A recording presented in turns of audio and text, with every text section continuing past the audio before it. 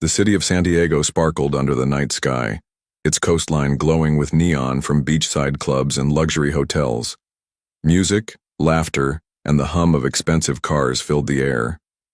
Somewhere within the chaos of the city's indulgence was Prince Will Carter, a man who lived for excess.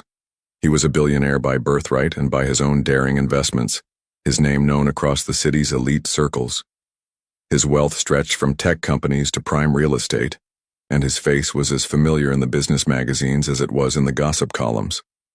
But unlike most men of his stature, Prince Will did not attempt to temper his reputation. He embraced it.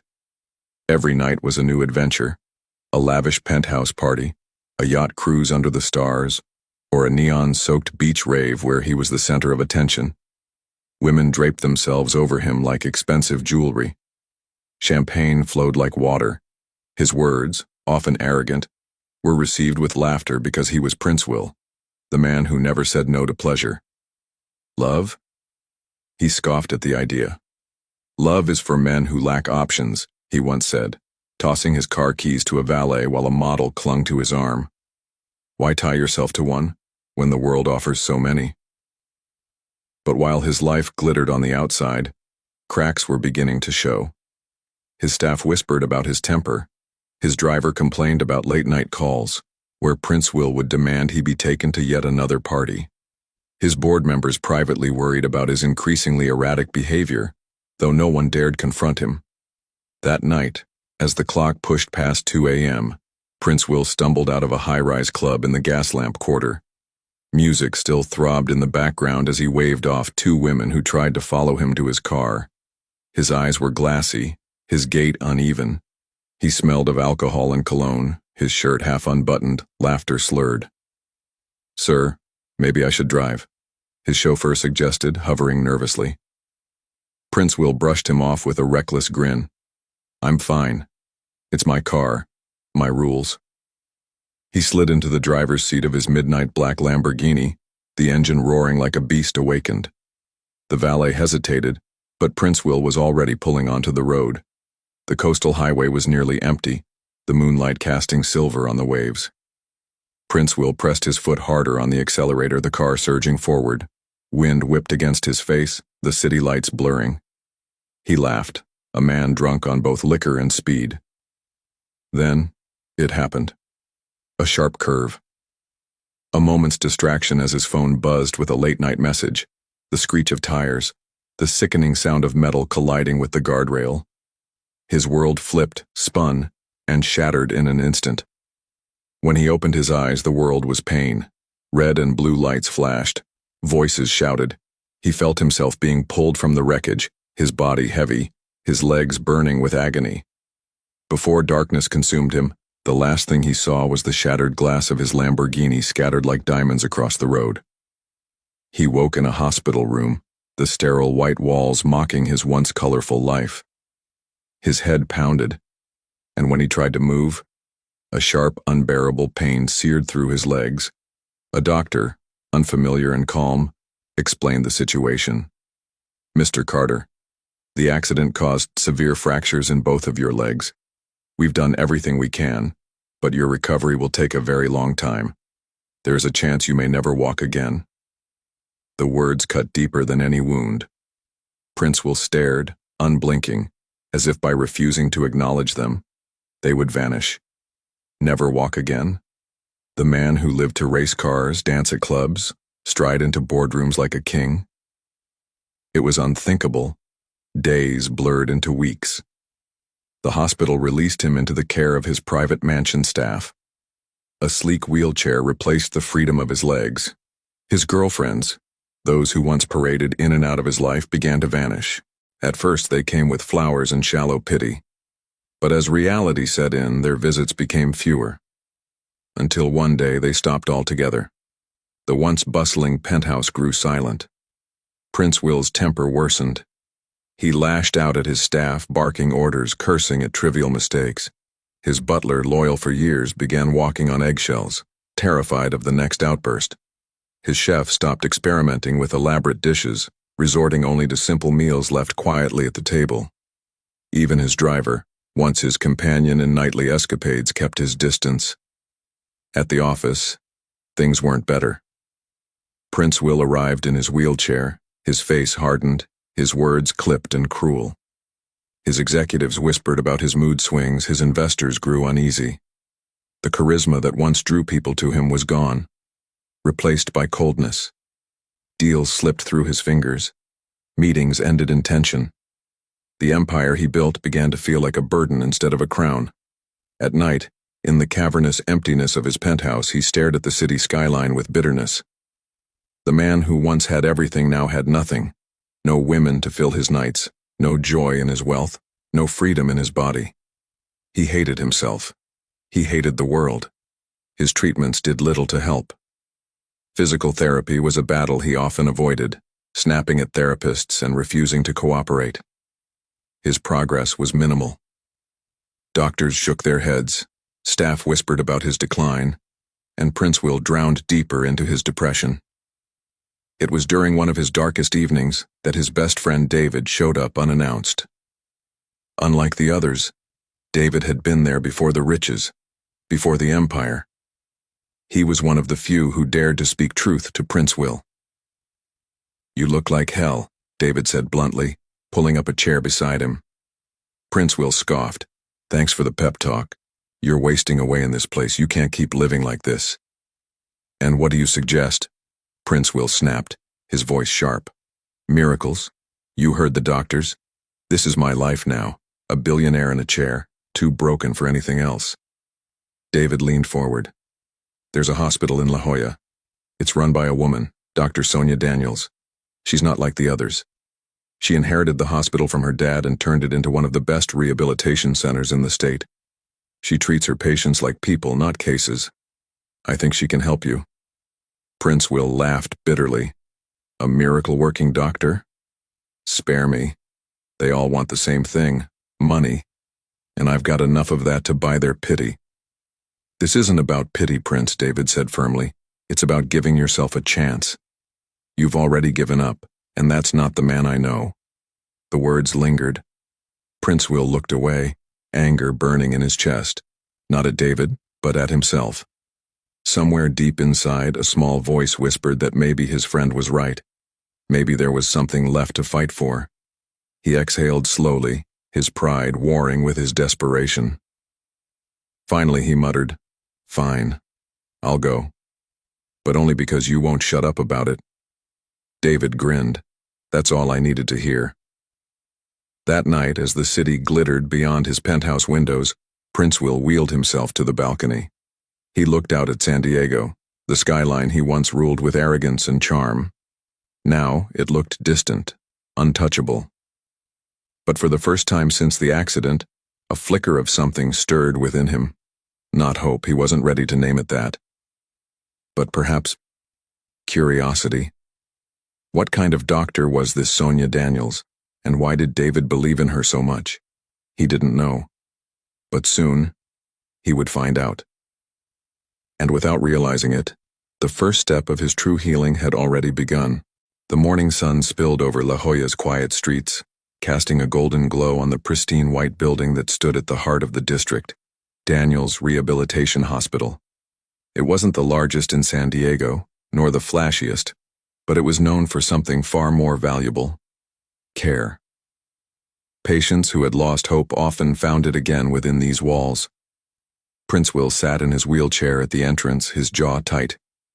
He wore designer sunglasses, though the glare of the morning wasn't strong enough to need them.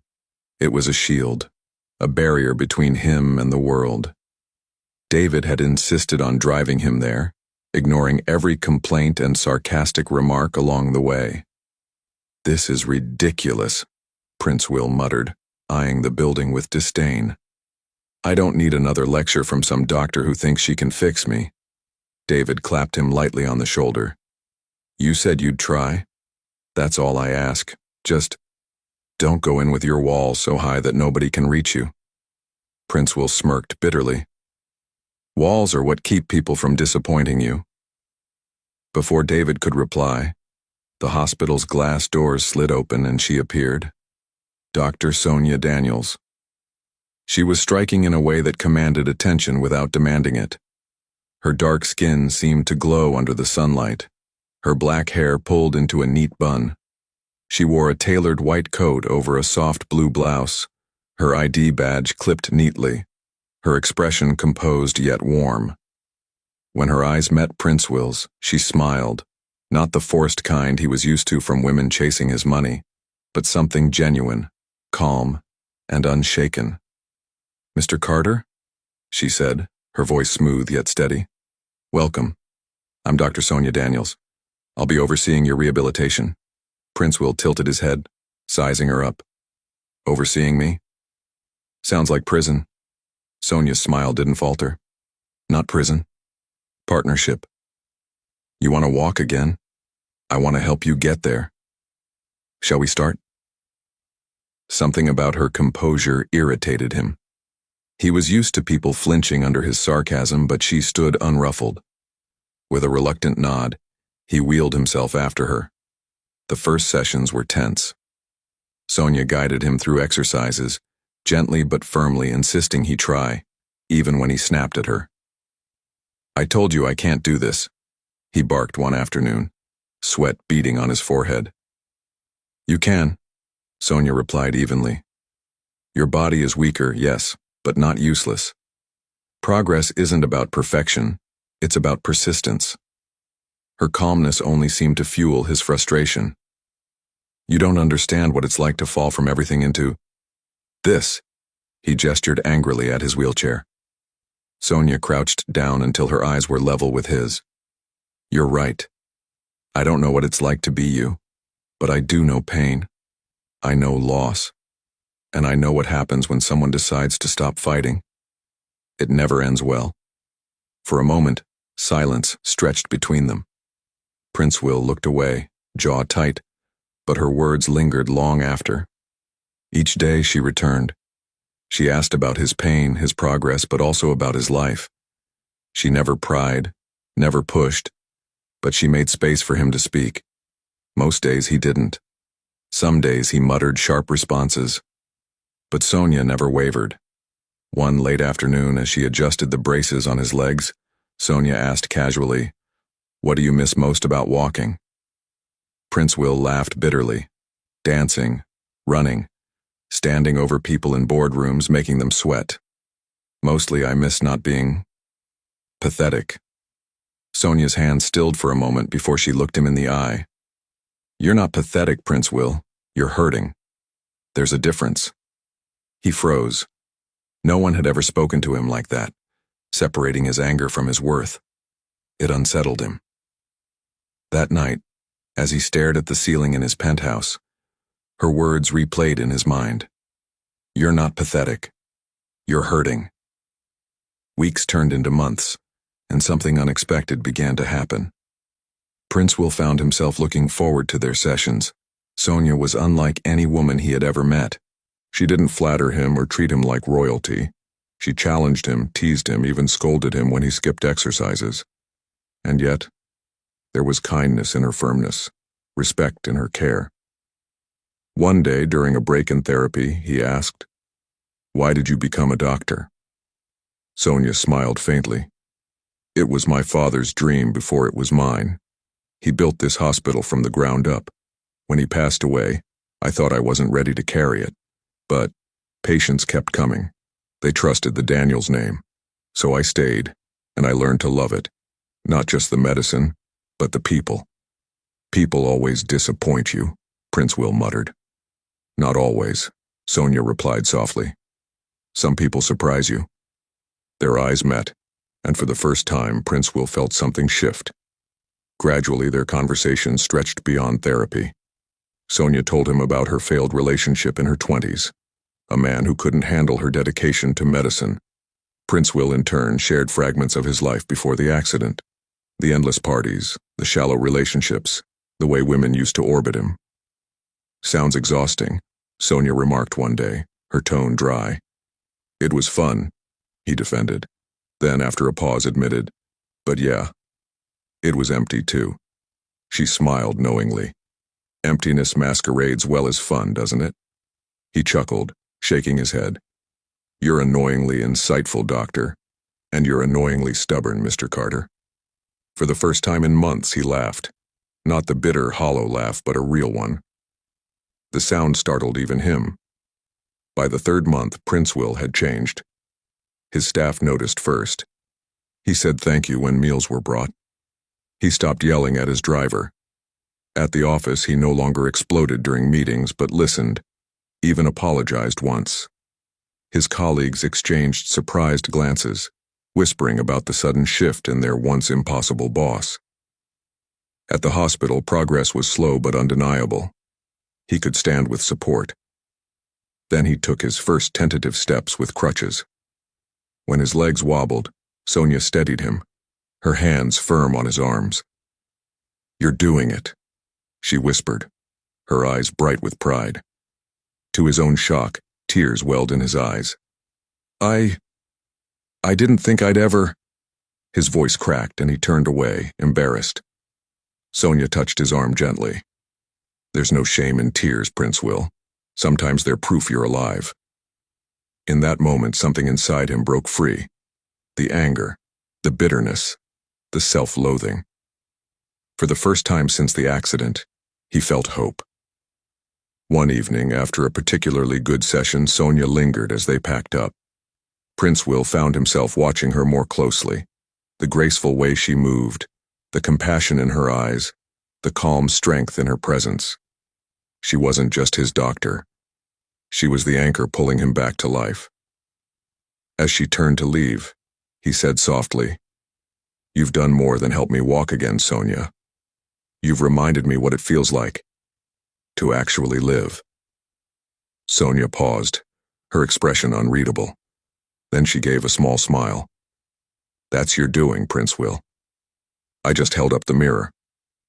But after she left, Prince Will sat in silence, realizing the truth he could no longer ignore. He had fallen, not just into recovery, but into something deeper, something he had never believed in before. He had fallen for Dr. Sonia Daniels. The Pacific stretched endlessly, glittering beneath the warm San Diego sun as waves crashed gently against the shore. Prince Will leaned on his crutches, gazing at the horizon. He could stand now, even walk short distances with help. Each step was a victory, each movement a reminder that he was no longer chained to despair. But today, the battle inside him was not about his legs. It was about his heart. For weeks, his feelings had grown stronger. Every smile from Sonia lingered in his mind long after their sessions. Every word of encouragement, every soft laugh. They had chipped away at walls he once thought unbreakable. The man who once claimed love was a weakness now found himself terrified at how much he wanted it. With her. It was late evening when he finally decided. Sonia had just finished adjusting his braces after a long session. She gathered her notes, preparing to leave, when Prince Will spoke, his voice uncharacteristically hesitant. "Dr. Daniels?" "Sonia?" He paused, the name soft on his tongue. "Can I ask you something not related to therapy?" Sonia raised a brow, amused. "That depends. Are you about to ask if I'll sign your leg cast like a celebrity?" He chuckled, shaking his head. "No, I want to ask you to dinner. With me." For the first time, Sonia looked caught off guard. She blinked, then studied his face carefully. "You're serious?" "Dead serious," Prince Will replied. His usual arrogance was gone. His voice was low, almost vulnerable. "I know I'm not the easiest man to like, but these past months you've changed me. And I don't just mean my legs. You've given me back a reason to care. I want to know you outside these walls, Sonia. I want to try." Silence lingered between them. Sonia's eyes softened, though her expression carried caution. She had spent years guarding her heart after her failed relationship. Dating a billionaire patient, one who once embodied everything she disliked in men, was risky. But as she looked at him now, she saw sincerity where once there had been arrogance. Finally, she smiled faintly. "Dinner. One dinner. Let's see where it goes." Relief washed over him, and for the first time in years, Prince Will felt nervous excitement instead of reckless confidence. They met at a quiet rooftop restaurant overlooking the San Diego skyline. Prince Will, still leaning on crutches, insisted on arriving early to ensure everything was comfortable for her. When Sonia appeared in a simple emerald green dress, her natural elegance left him momentarily speechless. "You're staring," she teased lightly. "Can you blame me?" He replied, his grin boyish rather than cocky. Dinner was nothing like Prince Will's old nights with women who only chased his wealth. With Sonia, there were no games, no shallow laughter. They talked about music, about the stress of running companies and hospitals, about childhood memories and dreams. Sonia told him about her father teaching her to ride a bike along La Jolla shores. Prince Will confessed how lonely his mansion felt despite being full of people. When dessert arrived, he leaned forward, his tones softer than she had ever heard. "You know, Sonia, this is the first time in a long while that I feel like I'm not performing. I don't have to be the billionaire Prince Will. I can just be me." Sonia's smile was warm. "That's the man I prefer." As weeks passed, their bond deepened. Prince Will was no longer the cold, bitter man his staff avoided. At home, he surprised them with small acts of kindness, thanking the chef for meals, asking his butler about his family, laughing with his driver about sports. At the office, colleagues noticed the shift too. Prince Will listened more, barked less, and even apologized to an assistant he had once reduced to tears. Investors regained confidence, and his empire began to steady. The most surprising change was his philanthropy. Inspired by Sonia, he donated generously to medical research, funded programs at her hospital, and sponsored free care for low-income patients. "Money should heal, not just shine," he told her one evening. Sonia watched all this with quiet amazement. The man who once dismissed love now poured it into everything he touched. She admired his growth, though a small part of her still guarded her heart, afraid it was too good to be true. One Saturday afternoon, they strolled slowly along Balboa Park, Prince Will walking with a cane instead of crutches now. Families laughed around them, street musicians played, and the scent of food trucks filled the air. "Do you realize," Sonia said, smiling as she glanced at him, "that you've become one of my most disciplined patients? 3 months ago, you would have cursed me for making you walk this far." He chuckled. "That's because 3 months ago, I didn't have a reason worth walking toward." Sonia felt her cheeks warm, but she laughed to cover it. Smooth talker. "No," he said seriously, stopping to face her. "I mean it, Sonia. You've changed my life. I never believed in love, not until you." The words hung in the air, vulnerable and raw. Sonia's heart raced. Part of her wanted to retreat into caution, but the sincerity in his eyes silenced her doubts. Slowly, she reached for his hand. "Then maybe," she whispered, "it's time I start believing again, too." Months passed, their relationship blossoming. They traveled short trips together, laughed often, and built a rhythm of trust. Prince Will's progress in therapy amazed everyone. He could now walk without aid for short distances. But his biggest leap wasn't physical, it was emotional. On a quiet evening at La Jolla Cove, with the sun setting in hues of pink and gold, Prince Will knelt, his legs trembling but holding firm. In his hand was not an extravagant ring with headlines in mind, but a simple, elegant diamond he had chosen himself.